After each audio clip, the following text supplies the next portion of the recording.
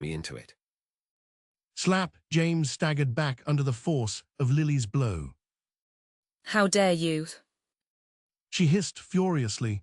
How dare you say that I gave up on Harry? What else would you call abandoning him to Petunia and Vernon? She stuck out her chin defiantly. I call it doing whatever it took to help my son survive. Do you want to know the truth, James? When Albus said that Harry was a squib, part of me was thrilled. Thrilled because it meant that whatever happened between Jim and Voldemort, at least Harry would be safe. Be safe and well away from this madhouse we call Wizarding Britain. James stared at her in astonishment for several seconds. I'm sorry. I must have missed the part where you suddenly hated magic. Maybe that's where Petunia gets it from. Does Dumbledore know his Muggle Studies professor is bigoted against magical culture? Spare me your sanctimony, James. Or have you forgotten how my parents died 13 years ago? My parents died that year too, Lily. Your parents died instantly from the killing curse, James. My parents were. The words caught in Lily's throat as she suddenly fought back tears. Were tortured for hours and then burned alive. Burned up along with the house Petunia and I grew up in. And why? Her voice broke as the tears finally came. Because they raised a filthy mudblood daughter who married above her station. That's the wizarding world I wanted Harry out of. James slowly moved to embrace his wife, his own face a mask of pain just like hers, but she stopped him with her hand while she composed herself. No, none of that matters now. You were right and I was wrong. Harry wasn't a squib and should never have been sent away for that reason. He's a part of this world now and we need to deal with that fact. Then she pierced James with a firm gaze. So what are we going to do about him now, James? Harry may be a wizard, but he's also a Slytherin, which you seem to think is worse than being a squib. I've been avoiding him all year because I think it's pointless and even cruel to pretend that we can be one big happy family again, while you obviously hate him for his sorting. Just as he justifiably hates us for sending him away for 10 years. And honestly, it would be safest for him if he stayed away from us forever rather than come back and be caught in the crossfire when you know who returns. She paused to collect her thoughts before looking back up at James. Anyway, I know you took the whole day off from work, even though you didn't have to pick up Jim until 4 o'clock. Am I right in thinking you spent most of it with Peter brainstorming on how to kick Harry out of our family for good? James looked shamefaced and leaned heavily against the table. Actually, Peter basically told me that I should give up on trying to disinherit Harry. There's no legal way to do it at this point. I mean, if he flunks his OWLS, or, I dunno, murders someone, it's possible. But neither of those seem too likely, so Pete says I should just accept this for now. He looked back up at Lily. Maybe even try to develop some sort of relationship with him. Lily came close to James and put her hand on his shoulder. Do you mean it, and do you think it's even possible after everything that's happened? I don't know, Lily Flower. He said tiredly. But I think I'm going to try. Lily smiled. Then she kissed his cheek and moved in for a tight hug.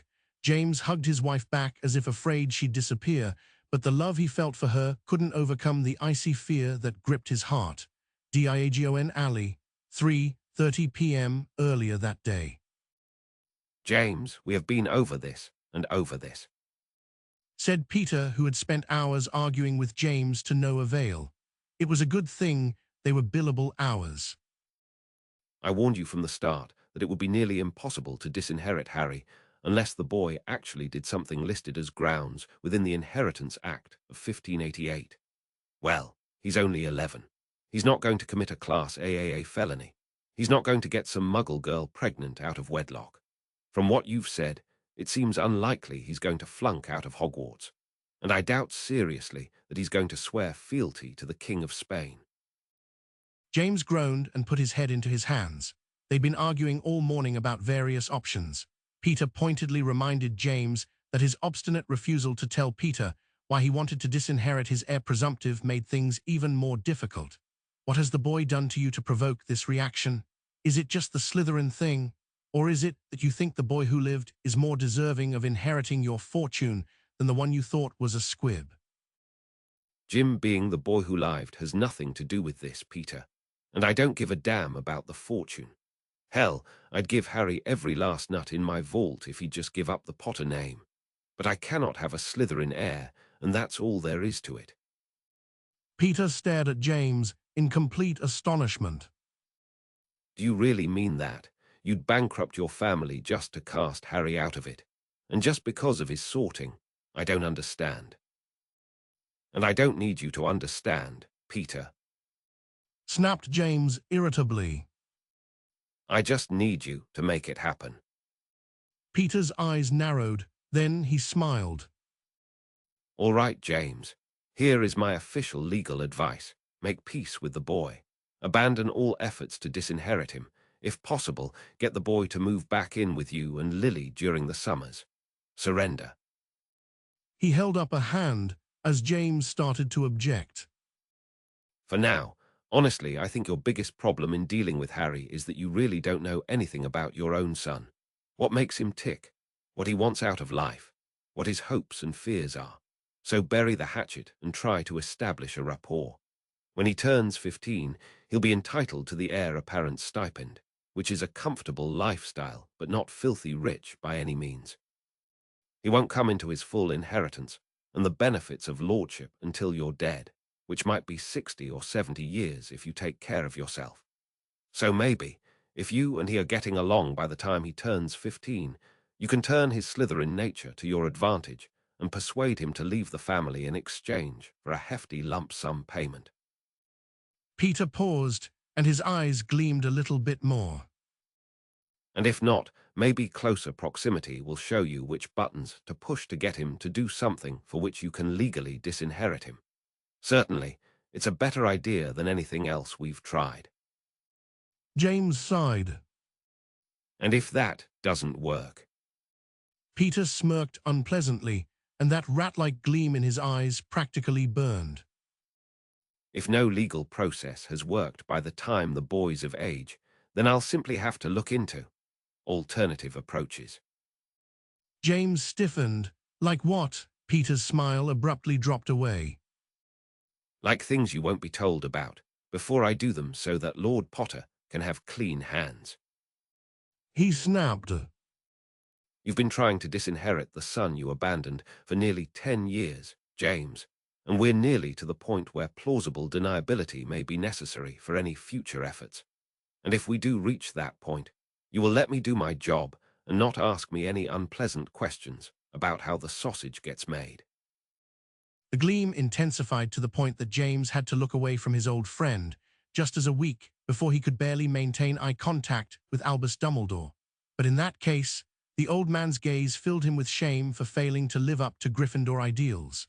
Peter's gaze filled him with a different shame, one that made him feel dirty and low and unworthy to have ever been sorted into Gryffindor in the first place. Then a clock on the fireplace mantel chimed, and the solicitor sighed and relaxed. Anyway, you'd better head on now, James, if you want to pick Jim up at the station.